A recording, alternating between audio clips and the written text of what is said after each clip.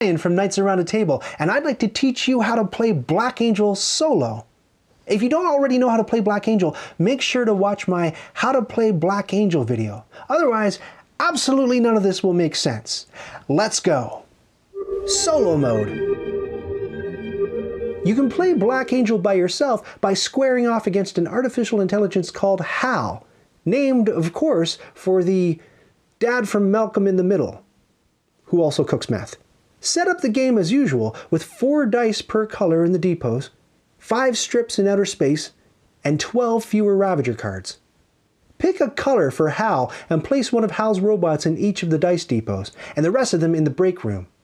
All of Hal's robots always end up in the break room. There's no robot supply for Hal, and he never runs out of robots.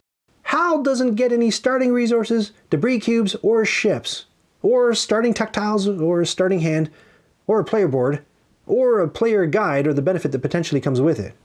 All Hal gets is this little robot deck. Start by rolling Hal's dice, and then your dice. You get to go first. Hal is a total victory points pig.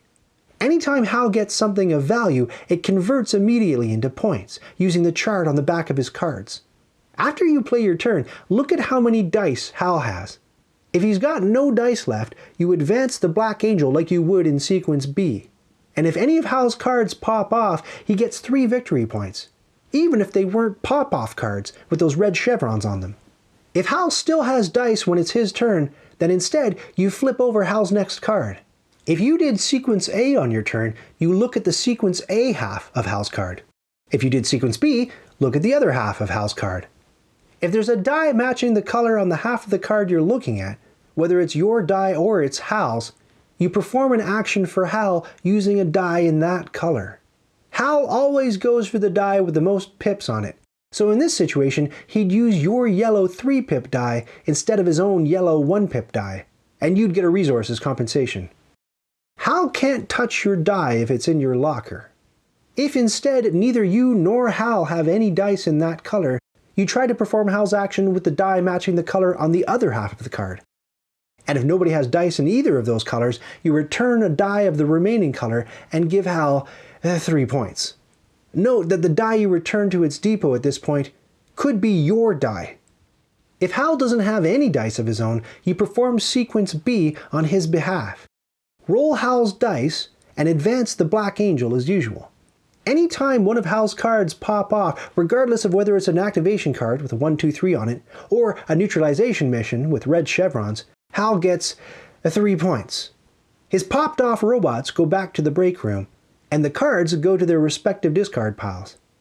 The cards will send Hal to different action spaces with the die he chose. If Hal takes a spot with a Ravager on it, he doesn't activate the Ravager penalty, unless it's one of these 2 styles of Ravager cards that add damage cubes to the ship. The pips on Hal's dice do get ground down if there are 2 cubes on the space he's trying to use though. So if Hal places a 2-pip die here, he only gets to do the thing once.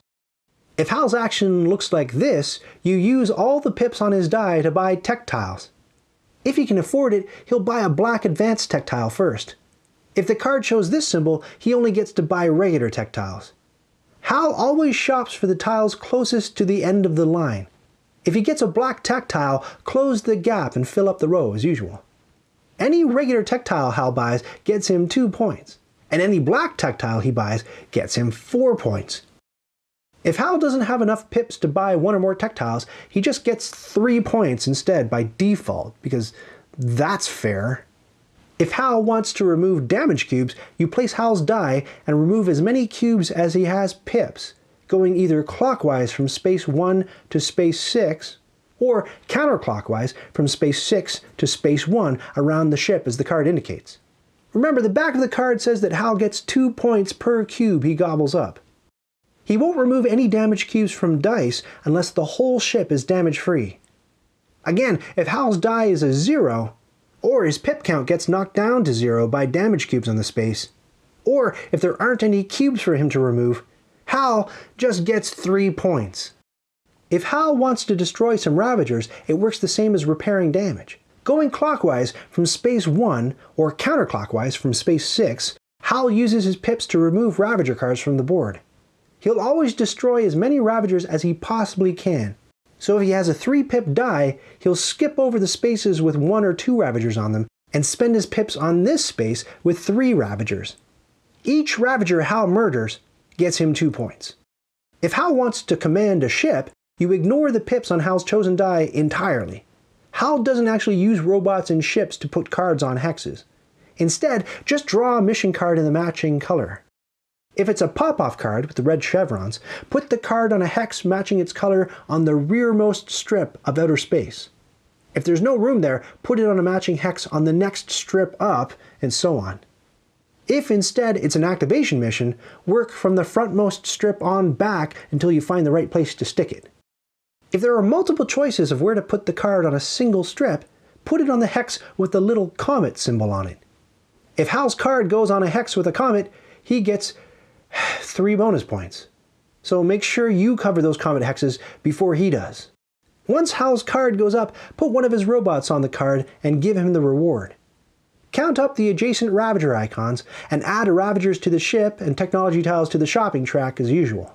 If you cruise over to one of Hal's 1, 2, 3 activation cards and use a die to activate it on a later turn, Hal always does the thing on the card once. So here, he'd just straight up get 3 points. You can buy one of Hal's dice, but you have to pay him a resource, which he immediately juices for 1 point. Endgame is triggered in the usual way, either by exhausting the Ravager deck or reaching Spec. If you manage to score enough points at Endgame to beat Hal, then hooray! Celebrate by doing some math, I don't know. The rulebook suggests trying to beat Hal on harder and harder difficulty modes by having him start with 10 victory points for standard difficulty, 15 points for hard mode, and 20 points for an extremely challenging solo game. Holy crap! And now you're ready to play Black Angel solo. But are you ever really ready?